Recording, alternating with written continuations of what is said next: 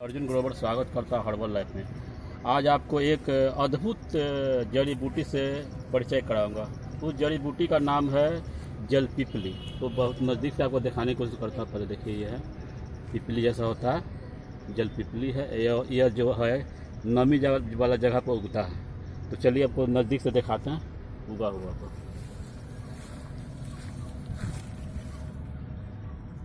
यह है जल पिपली। जल पिपली पानी में उगने वाला एक पौधा है जिसका फल दिखने में पिपली की तरह होता है, इसलिए इसे जल पिपली भी कहा जाता है।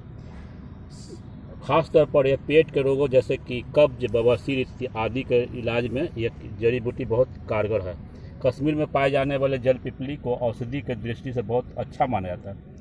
जल पिपली यह 15-30 सेंटीमीटर ऊंचाई वाला पौधा जो मानसून के मौसम में ज़्यादा नज़र आता है। इसका तना गोल और पीले रंग का होता है। जल पिपली के पौधे से मछली जैसी गंध आती है, इसके कारण इसको मत्स्यगंधा भी कहा जाता है। इसके फूल बहुत छोटे आकार के होते हैं और बढ़कर फल जैसे हो जाता है, छोटी छोटी पिपली जैसे नज़र आते हैं। जल पिपली का वनस्पतिक नाम है फाइला नोटोफोरा। यह इसका बर्बेनेसी कुल का पौधा होता है। इसका अन्य नाम जैसे जल पिपली, लुंड्रा, भूई ओकरा, बुक्कन बूटी, सारदी, सकुला दानी, मत्स्यगंधा, बक्कन, इंग्लिश में पर्पल लिपिया कहा जाता है। जल पिपली का औषधीय गुण कटु, तिक्त, कषाय, शीत, लघु, रुक्ष, तीक्ष्ण, कफ, पित्तनाशक तथा वातकारक होती है। जल पिपली हृदय, चतुष्साय, शुक्रुल, संग्राही, अग्निदीपक, रुचिकारक, मुख शोधक तथा पारद के विकारों को शमन करने वाली होती है। यह दाह, प्रण, पित्तातिसार, श्वास, तृष्णा, विष, भम, मूर्छा, कृमि, ज्वर तथा नेत्र रोग को शमन होती है।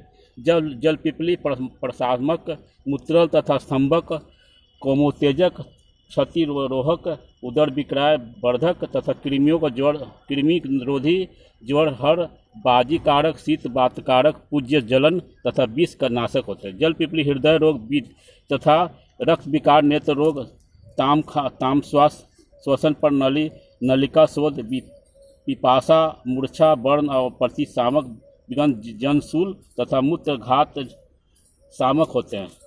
सर दर्द में बहुत कारगर होते हैं। अब इसका लगाने के विधि, अगर मान लीजिए सर दर्द होता है तो इसके पिपली के पत्ते को पीस करके सर पे लगाएंगे तो आपका सर दर्द ठीक हो जाएगा। और उसके बाद बताते हैं आपको, नेत्र रोग में अगर है तो नेत्र के पास ही उसका पिसा हुआ पत्ती का रस लगाएंगे तो आपका नेत्र का विकार जो होता है ठीक हो जाता है।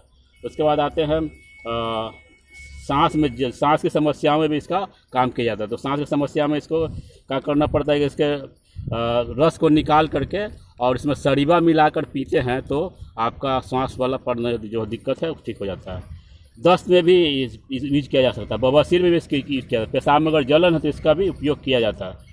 गोनोरिया का रोग होता है जो मर्दों को बीच में प्राइवेट पार्ट में हो जाता है, तो उसका रस लगा करके अगर लगाते हैं तो गोनोरिया रोग का भी निदान होता है। हाथ पैर में अगर जलन है तो इसका भी रस लगाया जाता है तो वो ठीक हो जाता है। और इसका बेसिकली पंचांग यूज किया जाता है।